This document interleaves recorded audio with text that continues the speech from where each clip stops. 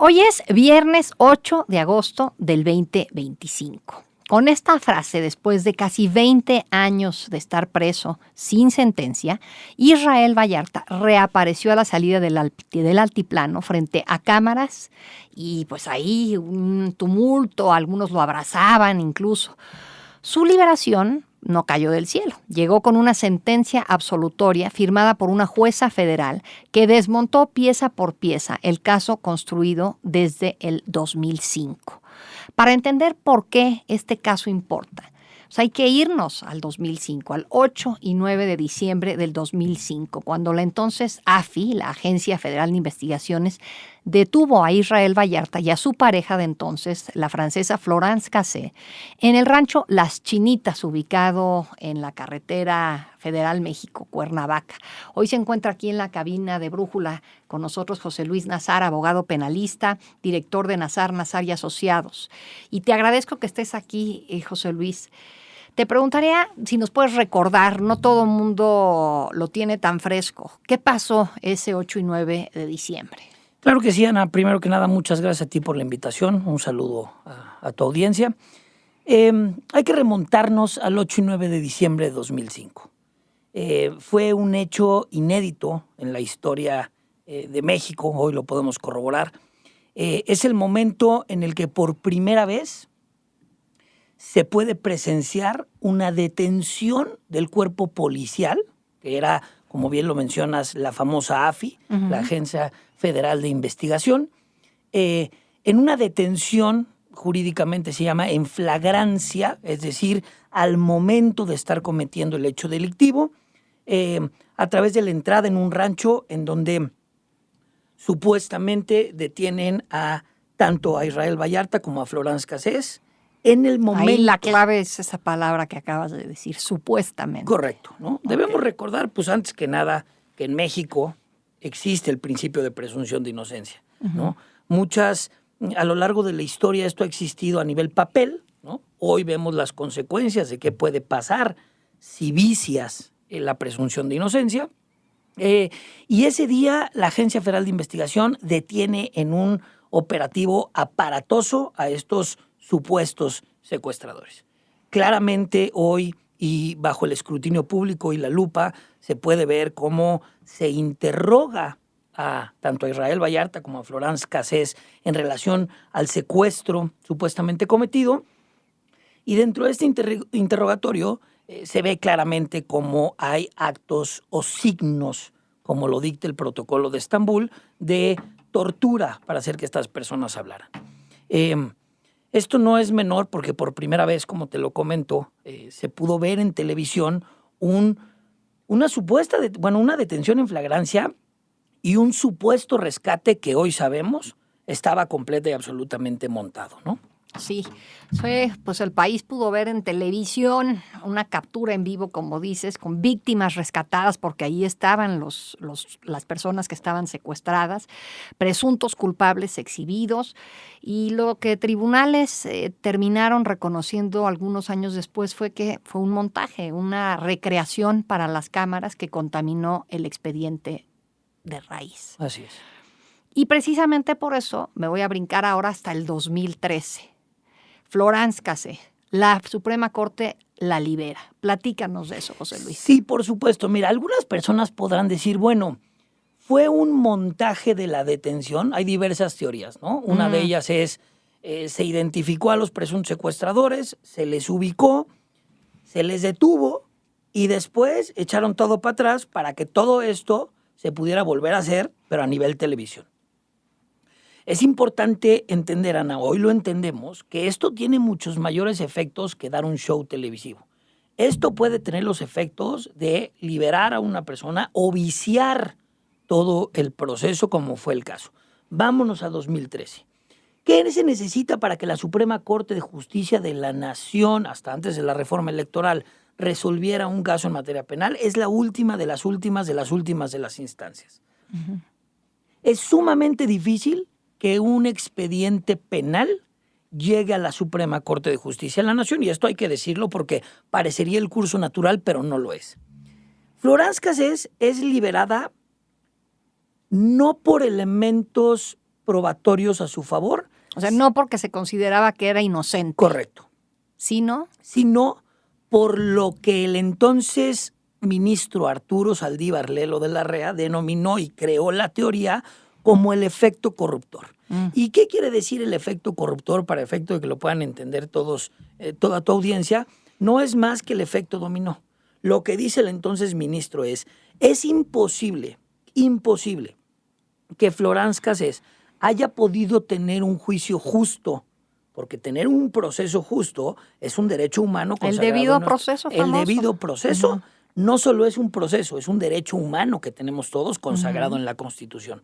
Entonces, lo que él dice es, más allá de lo que hay o no dentro del expediente como pruebas de secuestro o de complicidad, es imposible, después del montaje y después de que fue visto por todo el país a nivel nacional esa detención, es imposible que cualquier juzgador o cualquier persona pueda ser completamente objetivo al momento de juzgar. Por lo tanto, al estar viciado el origen, es el fruto del árbol prohibido, todo lo que conllevó después está viciado. Y al existir una violación a tus derechos humanos consagrados en la Constitución, debes de quedar en absoluta libertad. Y esto, como recordarás, friccionó incluso la relación internacional entre México y Francia, ¿no? Pero sí se aventó sus buenos años Florence Cassés en prisión, ¿no? Pues del 2005, ponte tú, ya era finales, pero entonces 2006, pues hasta el 2013. Correcto, ¿no? Como te digo, y eso que la Corte logró atraer el asunto ya en otro sexenio, ¿no? Porque hay que decirlo ya con todas sus estábamos letras. en el de Peña Nieto. Sí, hay que decirlo con todas sus letras, Ana.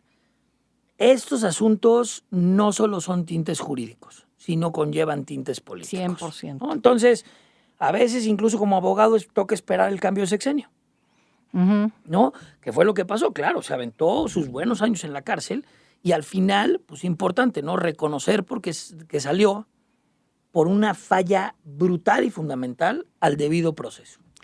Y ahora sí que me voy a brincar a lo que acaba de ocurrir, al tema de la liberación de Israel Vallarta. ¿Por qué a él hasta ahora se le libera? Otra vez hay muchas teorías, ¿no? Lo primero que hay que saber, y no lo digo yo, lo dijo la entonces secretaria de Gobernación, Olga Sánchez Cordero, Israel no solo tenía este expediente, tenía otras 2 causas penales. Yo sé y he visto en entrevistas recientes que él lo niega, pero en su momento la secretaria de Gobernación lo admite, y esa es la principal razón por la que en el sexenio pasado no puede salir, porque lo estaban intentando sacar desde el sexenio pasado. Básicamente, lo que hace es inteligentemente esperar el tiempo político. A él le ofrecen la salida para el tema de Florence Cassés por los mismos elementos, digamos, en un inicio que a Florence Cassés. Y él lo que dice es, no, yo me voy a esperar hasta que se declare mi absoluta libertad y que las pruebas sean lo suficientemente contundentes para decretar mi libertad. Otra vez recordemos que es importante los tintes y los tiempos políticos. Y eso le significó, pues, 12 años más a los 8 que ya había tenido. Correcto, correcto. Sale precisamente con una sentencia absolutoria, ¿no? Con un reconocimiento de inocencia, porque es lo mismo una sentencia absolutoria, el reconocer que después de tantos años eres inocente, y los tintes que maneja la juez básicamente son lo mismo. Todo está viciado. Todo se obtuvo a través de torturas. Te voy a interrumpir. Platícanos un poco de esta jueza, la jueza Mariana Vieira Valdés, que es la que lo libera. Pues mira, derivado de su currículum y de su trayectoria, debo decir que es una gran jurista. Dicho lo que sea de cada quien, es una gran jurista. Sus resoluciones generalmente son muy completas, fundadas, motivadas, es decir, no hay ningún tipo de indicio de otra naturaleza refiriéndonos a la juez. Sin embargo, pues hay que decirlo, Ana, las y los jueces de hoy no ven ni analizan el derecho como lo hacían en 2005, ¿no? Hay elementos claros de tortura que nunca en su momento fueron tomados en cuenta. Hay elementos viciados en las pruebas que se obtuvieron que nunca fueron tomados en cuenta. Y la parte más importante, nunca hubo una sentencia porque siempre, todos los 20 años, se mantuvo el proceso o los procesos penales. Sí. Entonces, bueno, pues esta jueza Mariana Vieira Valdés, que está en Toluca, entiendo que participó en la elección judicial, estuvo dentro de los perfiles que aparecieron en los acordeones famosos y sí ganó. Correcto. O sea que ella va a seguir ahí. Correcto. Y ahorita pues desestimó los testimonios de las presuntas víctimas por inconsistencias, por la propia escenificación mediática, en fin, lo que nos acabas de comentar, José Luis. ¿Y qué sigue procesalmente? ¿Qué ha dicho la Fiscalía General? ¿Puede apelar la absolución? No. ¿Cómo has visto que ha reaccionado la presidenta al anuncio? Y, o sea, danos un poquito de contexto a las reacciones que te llaman la atención. A ver, honestamente, a mí me llama mucho la atención, otra vez, los tiempos, ¿no? Me parece que para el partido en el poder, los tiempos en los que Israel Vallarta obtiene la libertad pues, son inmejorables, ¿no? No vengo aquí a hablar de política, pero me parece que les cayó como anillo al dedo y no me parece a mí... ¿A quién? Al partido, gobierno. Al gobierno. Ajá. Por decir, miren cómo se hacía la justicia cuando Calderón, ¿o qué? No tanto, sino más bien para ponernos a hablar de otra cosa que no sea secretario de Seguridad de Tabasco. Ya.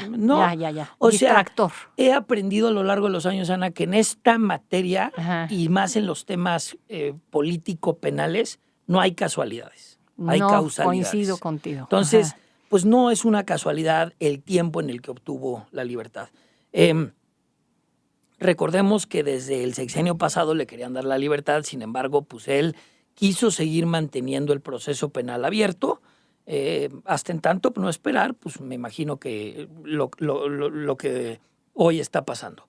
No debemos tampoco olvidar, desde mi punto de vista, que existen víctimas. Sí, es que es justo el tema. ¿Qué estarán pensando? Me acuerdo que estaba una mujer con su hijo. Correcto. Y un hombre. Y un hombre, y otra persona. ¿Qué sabemos de ellos? Pues es que mira, en todo este oleaje y en toda esta narrativa de la presunción de inocencia, de los vicios y demás, se nos olvida que en el proceso hay víctimas y víctimas que no fueron parte del montaje y víctimas que han señalado directamente no solo secuestros, sino temas como violación. Y a mí lo que me parece... Identificando a Vallarta. Correcto. Y a Florence Cassé, que no era tan complicado identificarla porque tenía su acento francés. Por la voz, correcto. Por la voz. Pero las expectativas de que una víctima identifique a una persona por voz, a que la identifique por rostro, por ser violada, pues se incrementa una sustancialmente sobre la otra. Entonces, si quieres decir, bueno, lo de Florence, pues es que después escuchaste su voz y a lo mejor con el síndrome del secuestro pudiste haberte confundido. Pero me parece muy difícil confundir a una persona y acusarlo de violación. Sí. ¿No? Este caso me parece que reabre la discusión sobre la prisión preventiva en México, que la preventiva oficiosa, que es encarcelar automáticamente por una lista de delitos, se amplió en 2019 y se volvió a ampliar en el año 2024 para incluir ya la extorsión, delitos ligados al fentanilo y tal. ¿Qué opinas de la prisión preventiva oficiosa? Mira, Luis? Es un tema interesantísimo, Ana, porque antes de hablar de la prisión preventiva oficiosa hay que entender qué es la prisión preventiva. A diferencia de lo que puede pensar mucha gente, la prisión preventiva no es una pena, no es una sentencia. La prisión preventiva siempre ha tenido como fin ser la excepción a la regla para poder garantizar que la persona que va a enfrentar un proceso penal acuda al proceso. No se extraiga de la acción de la justicia. Sí, no se fugue. No se dé a la fuga. Correcto. Pero entonces, si ese es el fin, ¿por qué ligar la prisión preventiva al tipo de delito cometido? Si más bien debe de ir al riesgo en que puedas o no fugarte. Sí, tienen que ver si eres alguien que tienes los medios económicos y la estructura para poderte fugar o no. Correcto. ¿No? Que tampoco se puede traducir en... Si tienes dinero, te puedes fugar. Si no tienes dinero, no te puedes fugar. Tienes que analizar todo un análisis. Tienes que hacer todo un análisis de riesgo. Vámonos a la Constitución del 2005. La Constitución del 2005 no existía la prisión preventiva oficiosa ni la justificada. Existía la prisión preventiva. ¿Y cuándo te hacías acreedor a la prisión preventiva? Si te acusaban por un delito catalogado como delito grave. ¿Cuáles eran los delitos graves? Los que sumando las penas dieran arriba de 5 años. años. Entonces, delito grave, prisión preventiva. Desde ahí la Constitución establecía que no podía exceder la prisión preventiva de 2 años, con una excepción a la regla, salvo que la defensa o el imputado, por convenir a sus intereses, así lo pidieran. No hay que olvidarnos de eso, porque Vallarta en múltiples ocasiones pidió que se continuara la prisión preventiva ofreciendo pruebas. No todo es culpa del sistema. Eso es fundamental. Fundamental, porque no veo a nadie hablando de eso, ¿no? ¿Y por qué pedía esto? Ahí viene otras teorías, ¿no? O sea, no me saquen, aquí síganme dejando. ¿Y qué tipo de pruebas presentaba? No es que no me saquen, es no te dejo dictar sentencia porque sigo ofreciendo pruebas y sigo queriendo de mi inocencia. De mi defensa. Solo se puede alargar la prisión preventiva si la defensa, el imputado, lo pide. Ya. Pero no lo pides como tal, sino que vas actuando y dentro de la actuación no dejas que se cierre la instrucción y por tanto hay una sentencia. Hay una entrevista entre Carlos Loret de Mola y Olga Sánchez Cordero cuando ella es secretaria de Gobernación, en donde precisamente ella dice, no se ha dictado sentencia porque el propio Vallarta no ha querido cerrar la instrucción. Sí, él ha seguido alargando el proceso jurídico. ¿Qué creo yo? Que muchos años fueron violación y culpa del sistema, y los últimos, a partir del sexenio pasado, yo creo que ya fue esperando el timing políticamente correcto. ¿Para qué? Pues para esto, para lo que estamos viendo ahorita. A ver, Israel Vallarta, cuando sale, promete que va a revelar verdades. ¿Es a eso a lo que te refieres? Pues yo me refiero, también por ahí escuché que se le antojaría a lo mejor ser senador. Sí, sí. A eso me refiero. A eso me refiero. Me refiero a que había muchos intereses también para que él obtuviera la libertad. Y ya la verdad es que después de esa cantidad de años, ya 2 o 3 años no te hacen la diferencia como persona privada de la libertad y sí te hacen la diferencia al momento de salir. Ya veremos qué pasa con Vallarta. ¿Cómo ha sentido que ha sido su liberación? Ha dado entrevistas, a mí me tocó escuchar una, pero muchos, no todo, pero han sido medios afines a la 4T. Correcto. ¿Cuál es tu sensación? Mi sensación es que vienen planeando el momento perfecto para su salida. ¿Pero quién? ¿Su defensa o alguien del gobierno? Yo creo que el gobierno, a ver, la propia secretaria de Gobernación en esta entrevista que te digo, le dice a Carlos, el presidente Andrés Manuel nos encargó el asunto de Vallarta. Entonces desde ahí él vio que era una ficha políticamente interesante, ¿sí?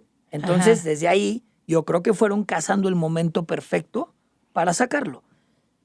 Su defensa en coordinación con el gobierno. Esto es, pues, una mera... es mi sentir. Tu análisis. Es mi análisis. Ajá. No hay pruebas, pero es lo que, por todo lo como has visto cómo se ha desenvuelto su caso, así lo sientes. Correcto. Sin embargo, me parece una falta de respeto. Utilizar un tema de esta naturaleza. A ver, y no estoy diciendo que no se violaron derechos, no estoy no criticando el montaje, no estoy poniéndome en favor de nadie. Solo estoy diciendo que como abogado penalista con años litigando y con buena inclinación hacia la posición de las víctimas, me parece una falta de respeto que se politice un tema de esta magnitud, porque hay 2 caras en la moneda. Sí, al señor le violaron derechos, pero hay señalamientos directos de víctimas. ¿Alguien ya habló con las víctimas? ¿Alguien ya pidió las entrevistas con las víctimas? Las víctimas quedaron inmersas en todo este montaje creado desde el gobierno de Fox, ¿no? de Genaro García Luna, y hoy pues, quedan expuestas también, ¿no? Quedan expuestas al ver cómo su posible agresor o quien ellas identificaron como su agresor, pues resulta ser ahora un héroe casi del nacional, oficialismo, ¿no? sí. O sea, yo creo que hay que tomar las cosas como son, señalar los errores del sistema, señalar los errores del pasado, pero tampoco olvidarnos que hay víctimas que lo señalaron directamente y que nada tienen que ver con Genaro García Luna y que nada tienen que ver con el montaje y que nada tienen que ver con nada. Ahora, además me parece que hay pues temas muy delicados para el país. El secuestro, la violación, la presunción de inocencia y la prisión preventiva como figura, y ya si quieres podemos irnos a sus distintas, que si oficiosa o no, ¿no? Justificada. O justificada. Pero eso, o sea, creo que este caso, lejos de acercarnos a pensar que se hizo justicia, no sé cuál es tu sentir, José Luis. Mi sentir es que es una exposición absoluta al sistema jurídico mexicano. Es una exposición, o sea, estamos hablando, Ana, de secuestro, que es uno de los callos que más nos duele a los mexicanos, ¿no? Los que vivimos la época de los 2000, sabemos cómo se empezó a alimentar el secuestro en México y lo peligroso que fue, y es un crimen que verdaderamente no solo te lesiona a ti, sino lesiona a toda la familia y te deja marcado de por vida. Estamos en presencia de pues un exhibicionismo al sistema jurídico mexicano, en donde si la Constitución te establece 2 años para dictar una sentencia, no puede ser que vengas 20 años después a salir inocente. Pero además que no es un caso aislado, ¿no? No es un caso aislado. Entiendo que al cierre del 2024, el 36% de las personas que están presas están sin sentencia. Correcto. Y casi la mitad de los que están sin sentencia están por prisión preventiva oficiosa. Correcto. Eso, sin duda alguna, también exhibe al Poder Judicial. Pero eso también beneficia ahorita al gobierno, porque dicen, pues justo venimos a arreglar este cochinero. Entonces estás llegando también a una de mis conclusiones, ¿no? ¿Por qué me conviene el momento para no hablar de esto de una vez por todas, para rematar lo que tanta polémica ha generado como es la reforma al sistema al Poder Judicial? Y de paso, pues me llevo al calderonismo, a Fox, al PAN, o sea, todo político. Y yo te pregunto a ti, ¿alguien llamando a llamar a las víctimas cuyos señalamientos directos hacia Israel Vallarta existen en las averiguaciones previas del momento? ¿No? En esta ocasión no recuerdo cuando fue liberada Florence Cassé, que sí. Y ella también se fue a vivir a Francia y me acuerdo que la recibieron allá como heroína, si mal no recuerdo acá, el entonces embajador de Francia en México, y luego en París también le hicieron una recepción casi de realeza. Pues lo que estamos viendo ahorita es que se nos está olvidando que no son mártires. O que si llegan a ser mártires del sistema jurídico, también debemos entender que hay víctimas. Y las víctimas nadie las simuló, nadie las puso en el montaje, nadie, y sí, pues es una barbaridad. No, eso es algo que no se ha aprobado. Que no se ha aprobado, ¿no? Pero lo que no podemos poner en tela de juicio, pues es el dicho de las personas que fueron privadas de su libertad. Y violadas. Con señalamientos directos. Si ellas salen a decir, pues fíjate que Genaro García Luna, fíjate que tal, fíjate que cual, me obligó a declarar, ok, me siento aquí y cambio un poquito mi forma de ver las cosas. Pero mientras no, me parece una falta de respeto politizar, aplaudir, y no dudes que vaya a llegar a tener un curul. Un puesto público, sí. No lo dudes ni un segundo. Me parece una falta de respeto, pero me parece que es un exhibicionismo hacia México, ¿no? Que quieren arrastrar hacia el PRIAN o quieren arrastrar al 2005, pero creo que solo nos exhibe lo que hemos sido desde hace mucho tiempo y lo que seguimos siendo hasta hoy, aplaudiendo un tema de esta magnitud. José Luis Nazar, muchísimas gracias por platicarnos, a recordarnos lo que ha sido este caso y darnos tu análisis. Al contrario, muchas gracias a ustedes y ha sido un gusto estar aquí, Ana.